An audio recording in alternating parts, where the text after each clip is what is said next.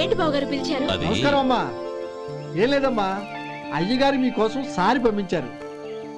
ఈ లిస్టు ప్రకారం అన్ని సరిగ్గా ఉన్నా లేవో చూసుకోండి.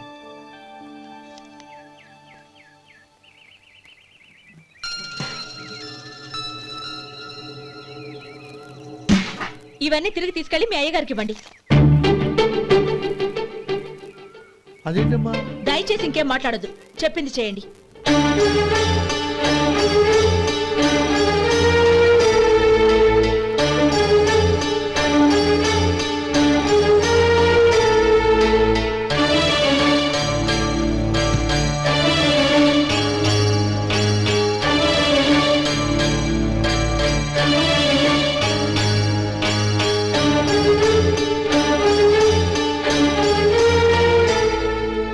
ఏంటి గౌరీ నువ్వు చేసిన పని? మీ నాన్నగారు అంత ప్రేమగా పంపిస్తే తిరిగి పంపించేశావు. ఆయన ఏమనుకుంటారు? ఏమనుకుంటే నాకేంటండి? ఎవరికైనా ఏదైనా పంపించేటప్పుడు వాళ్ళ స్టేటస్ కి తగ్గట్టుగా పంపించాలి. నాకు పంపించాల్సిన వస్తువులు అవి. ఆ మాత్రం ఇంగిత జ్ఞానం లేకుండా పంపితే నేనెందుకు తీసుకోవాలి?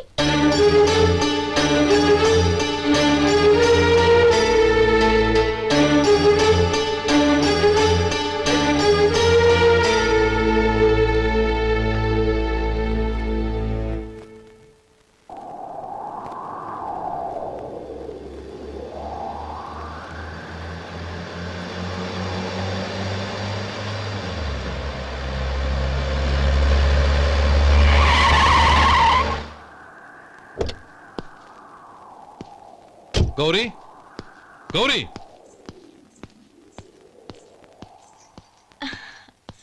రండి నాన్న. ఏంటమ్మా నువ్వు చేసిన పని? నేనేం చేశాను? ఇంకా ఏం చేయాలమ్మా? నేను ప్రేమగా సారి పంపిస్తే తిరిగి పంపించేస్తావా? నీకు పంపిన వాటిలో ఏమైనా తక్కువ ఉంటే నాకు చెప్పాలి కానీ అలా తిరిగి పంపించేయటం ఏంటి? ఏదీ తక్కువ కాలేదు నాన్న. కావాల్సినవన్నీ ఉన్నాయి, కానీ ఉండకూడదు కూడా ఒకటి ఉంది. ఏంటమ్మా అది? ప్రతి వస్తువు మీద నా పేరు. అందులో తప్పేముంది? నాన్న, ఎప్పుడైతే నేను ఇంట్లో కోడలిగా అడుగు పెట్టానో అప్పుడే వీళ్లలో ఓ మనిషిని అయిపోయాను. మీరు పంపిన వస్తువులు ఇక్కడుంటే అవి చూసినప్పుడల్లా వాటి మీద నా పేరు కనపడి ఇది నీది అని గుర్తు చేసి నన్ను పరాయిదాన్ని చేస్తాయి. అది కాదమ్మా. ఇంకేమీ చెప్పకండి నాన్న. పాలలాంటి ఈ ఇంట్లో నన్ను పంచదారలా కలిసిపోనివ్వండి. 10 కాలాల పాటు నన్ను తీయగా బతకనివ్వండి. I'm very happy with what I have here. దయచేసి ఇంకేమీ పంపడానికి ప్రయత్నించకండి ప్లీజ్. కూతురుగా మీ కోరిక తీర్చలేకపోయినందుకు నన్ను క్షమించండి నాన్న. ఈ ఇంటి కోడలిగా నా బాధ్యత నెరవేర్చేలా దీవించండి.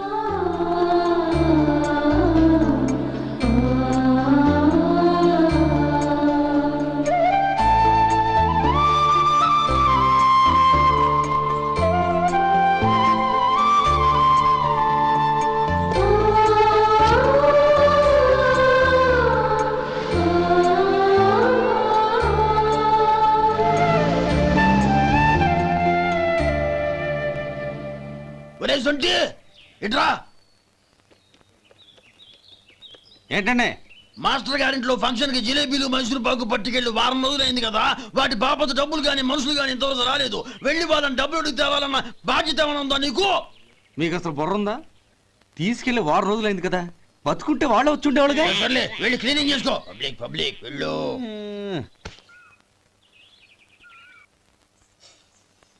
మా అమ్మగారు నన్ను ఆశీర్వదించండి. అయ్యో, ఏమిటమ్మా ఇది? శుభమా అంటూ శ్రావణ శుక్రవారం పూట ఎవరైనా సుమంగళికి నమస్కరించి ఆశీర్వాదం తీసుకోవాలి కానీ నా కదమ్మా. మా అమ్మగారు, నుదుటిన బొట్టు మెళ్ళో సూత్రం ఉంటేనే సుమంగళి ఎవరు? మనసులో మంగళకరమైన ఆలోచనలున్న వాళ్లే సుమంగళవుతారు. 3 తరాలు చూసిన మీకంటే సుమంగళ ఎవరుంటారు చెప్పండి? మీరొక్కసారి నన్ను దీవిస్తే 100 ఏళ్లు నేను పసుపు కుంకాలతో చల్లగా ఉంటాను. నన్ను ఆశీర్వదించండి.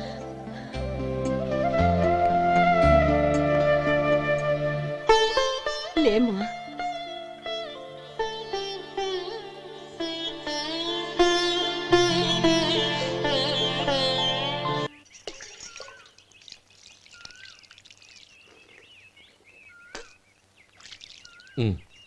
చుడుచుకోండి. గౌరీ, వంటలు అదరగొట్టేశావు. థ్యాంక్స్ అండి. రే, ఇలాంటి భోజనం తిని చాలా కాలం అయిందిరా. రసం బ్రహ్మాండం. అనయ్య నువ్వు వేసుకున్నావా? వేసుకోవడం ఏంటి 2 చెంబులు గడగడ తాగిసా బ్రేవ్. వదినా అన్ని వంటలు అద్దరిపోయాయి.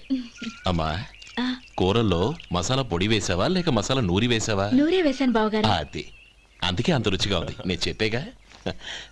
కానివ్వండి. ఆ. ఇప్పుడు పోయి వదినా.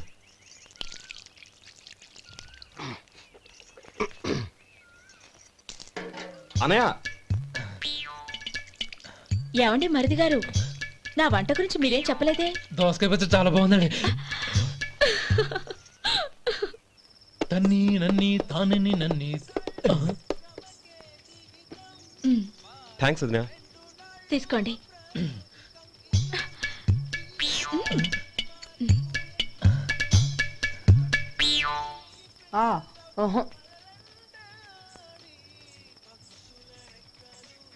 బావగారు తీసుకోండి. అమ్మా నన్ను క్షమించమ్మా. అవే మాటలు బావగారు. పై కనకపోయినా నీ గురించి మనసులో అనుకున్నానమ్మా. అది తప్పేగా. ఆ రోజు పెళ్లి జరిగిన తర్వాత నువ్వు మీ నాన్నగారు మాట్లాడుకోవడం నేను విన్నానమ్మా. నువ్వెక్కడ నా తమ్ముడిని నా నుంచి దూరం చేసేస్తావోనని భయపడ్డాను. కానీ నిన్న నువ్వు మీ నాన్నగారికి ఇచ్చిన సమాధానం విన్నాక నా మనసు కుదుటపడింది. నేనెక్కడ కష్టపడిపోతానోనని మా నాన్నగారి భయం. డబ్బుంటే కష్టాలేవి దగ్గరికి రావని నమ్ముతారాయన. అసలు అవసరానికి మించిన డబ్బే అన్ని అనర్థాలకు కారణమని మా నాన్నగారు ఇంకా తెలుసుకోలేదు. ఆయన తృప్తి కోసం ఆ రోజు నేను సరే అన్నాను. శభాషమ్మా, చాలా గొప్ప మాట అన్నావు. మేము పాలో నీళ్ళో మాకు తెలియదు గాని నువ్వు మాత్రం పచ్చదనవేనమ్మా. నువ్వు మా ఇంటి కోడలిగా రావడం నిజంగా మా అందరి అదృష్టం. నిజమమ్మా. ఆ అదృష్టం మీది కాదు బావగారు, నాది. నేనెక్కడ బాధపడతానోనని నేను చేసిన రుచి పచిలేని కూరల్ని చాలా గొప్పగా ఉన్నాయని పొగిడారే, అది మీ అందరి సంస్కారం. అబ్బే అదేం లేదమ్మా, బానే ఉన్నాయే. ఆవంటే నేను తిన్నాను బావగారు, ఎందులోనూ ఉప్పు లేదు. మీరు సరే, మీ రెండో తమ్ముడు గారు ఇంకో మెట్టు పైకెళ్ళి దోసకాయ పచ్చడి చాలా బాగుందన్నారు. నిజమేగా? అసలు ఈరోజు నేను దోసకాయ పచ్చడే చేయలేదు బావగారు.